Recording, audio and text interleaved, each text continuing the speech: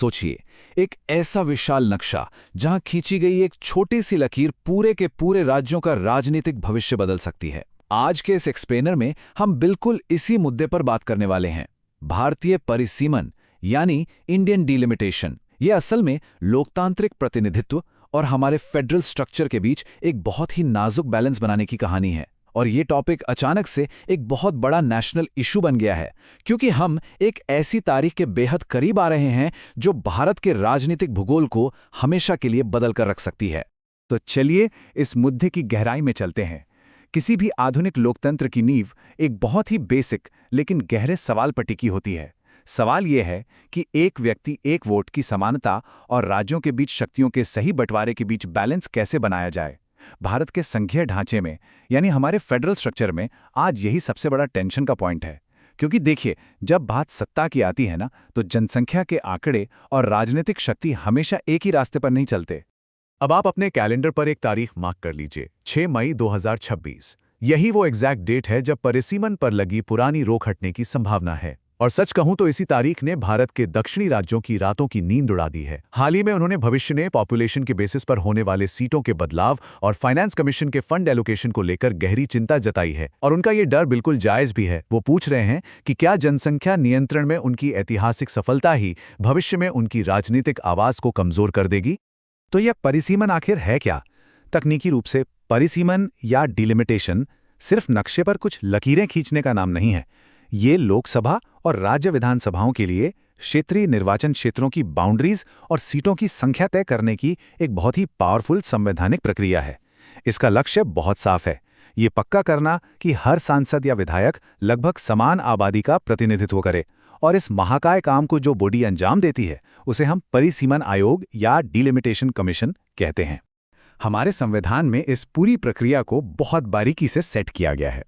Article 82 और 170 संसद और राज्य विधानसभाओं के लिए हर जनगणना के बाद सीटों के पुनर्समायोजन यानी रीएडजस्टमेंट का अधिकार देते हैं। वहीं दूसरी तरफ सामाजिक न्याय को बनाए रखने के लिए आर्टिकल 330 और 332 क्रमशः लोकसभा और विधानसभाओं में शेड्यूल्ड कास्ट्स और शेड्यूल्ड ट्राइब्स के लिए आरक्षित सीटों को फिर से तय करने की पावर देते हैं। यहाँ एक ऐसा फैक्ट है जो अक्सर लोगों को हैरान कर देता है। परिसीमन आयोग के जो ऑर्डर्स होते हैं ना, वो कोई साधारण सुझाव नहीं होते, वो कानून की पत्थर की लकीर होते हैं। ये आदेश राष्ट्रपति द्वारा तय की गई एक स्पेसिफिक डेट पर लागू होते हैं और इनमें इतनी पावर होती है कि खुद हाउस ऑफ द पीपल यानी हमारी लोकसभा या किसी भी राज्य की विधानसभा भी इनमें कोई संशोधन या बदलाव नहीं कर सकती। लेकिन क्या इस असीमित शक्ति पर कोई लगाम है? देखिए, न्यायपालिका का रुख इस पर समय के साथ काफी बदला है। 1966 के ऐतिहासिक मेघराज कोठारी मामले में अदालतों ने चुनाव प्रक्रिया में देरी से बचने के लिए परिसीमन में दखल देने से साफ इनकार कर दिया था। अगर हम थोड़ा इतिहास के पन्नों को पलटें तो भारत ने अब तक 4 राष्ट्रीय परिसीमन आयोग देखे हैं, 1952, 1963, 1973 और 2002 में। इसके अलावा 2022 का परिसीमन एक बहुत ही स्पेशल चैप्टर है। इसके तहत यूनियन टेरिटरी जम्मू और कश्मीर का पुनर्गठन हुआ, जहां कुल 90 विधानसभा क्षेत्र तय किए गए। इनमें से 43 सीटें जम्मू रीजन के लिए और 47 सीटें कश्मीर रीजन के लिए निर्धारित की गईं। अब आगे बढ़ते हैं और देखते हैं कि ये पूरी स्थिति कैसे डेवलप हुई। डेमोग्राफिक्स यानी जनसांख्यिकी में बदलाव की वजह से आरक्षित निर्वाचन क्षेत्रों का पूरा गणित बिगड़ चुका है। ऊपर से इसमें आम जनता की भागीदारी भी बहुत कम रही है। सबसे बड़ा डर तो ये है कि कहीं भविष्य की राष्ट्रीय नीतियां सिर्फ अधिक आबादी वाले उत्तरी राज्यों के इर्द गिर्द सिमट कर न रह जाएं। ये एक कड़वा सच है कि भूगोल तो केवल देश की सीमाएं खींचता है, लेकिन सत्ता का असली निर्धारण हमेशा डेमोग्राफिक्स ही करती है। और ये बात बहुत ही शानदार तरीके से इलस्ट्रेट करती है कि हमें दुनिया के बाकी देशों से क्या सीखना चाहिए।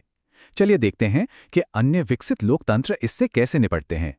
यूरोपियन यूनियन अपने 720 मेंबर्स के लिए डिग्रेसिव प्रोपोर्शनैलिटी का सिद्धांत अपनाता है, जहां ज्यादा जनसंख्या वाले देशों में प्रति सीट लोगों का अनुपात बढ़ा दिया जाता है ताकि छोटे देशों को नुकसान ना हो। वहीं दूसरी तरफ संयुक्त राज्य अमेरिका ने 1913 से अपने हाउस ऑफ रिप्रेजेंटेटिव्स में सीटों की मैक्सिमम संख्या 435 फिक्स कर रखी है और वो मेथड ऑफ इक्वल प्रोपोर्शन का इस्तेमाल करके एक बेहतरीन बैलेंस बनाए रखते हैं।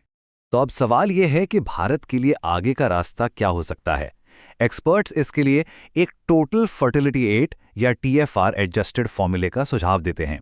इसे आसान भाषा में समझें तो सीटों का बंटवारा कुछ इस तरह से होना चाहिए कि जिन राज्यों ने जनसंख्या नियंत्रण के प्रगतिशील लक्ष्य हासिल किए हैं उन्हें इसकी सजा ना मिले। इसके साथ ही इस पूरी प्रोसेस को बंद कमरों से बाहर निकालकर ज्यादा ट्रांसपेरेंट बनाना होगा, जहां नागरिक समाज और राजनीतिक दलों की पूरी भागीदारी हो। सत्ता के अलावा इस पूरे मुद्दे का एक बहुत ही इंपॉर्टेंट फाइनेंशियल पहलू भी है, पैसों का बंटवारा। इस समय फाइनेंस कमीशन यानी वित्त आयोग राज्यों को फंड देते समय इनकम डिस्टेंस और जनसंख्या के आकार को मापता है। यहां दिलचस्प बात यह है कि जहां वर्तमान जरूरतों के लिए 2011 की जनगणना देखी जाती है, वहीं जनसंख्या नियंत्रण को रिवॉर्ड करने के लिए डेमोग्राफिक परफॉर्मेंस के तहत 1971 के आंकड़ों को भी पूरा महत्व दिया जाता है। ये असल में फिस्कल बैलेंस बनाए रखने का एक बहुत ही बारीक प्रयास है। इस पूरे एक्सप्लेनर का सबसे बड़ा और चुनौतीपूर्ण सवाल यही है, क्या भारत एक ऐसा फ्रेमवर्क तैयार कर सकता है जो कोऑपरेटिव फेडरलिज्म यानी सहकारी संघवाद की रक्षा करे? और इसके साथ आ रहा है भारतीय लोकतंत्र का सबसे बड़ा इम्तिहान, क्योंकि इस बार परिसीमन की लकीरें सिर्फ नक्शे पर नहीं बल्कि हमारे भविष्य पर खींची जाएंगी। सोचने वाली बात है ना? अगर ये वीडियो आपको पसंद आया हो तो लाइक जरूर करें, शेयर करें उन दोस्तों के साथ जिन्हें यूपीएससी, लॉ या जनरल नॉलेज की तैयारी करनी है, और हाँ, सब्सक्राइब करें।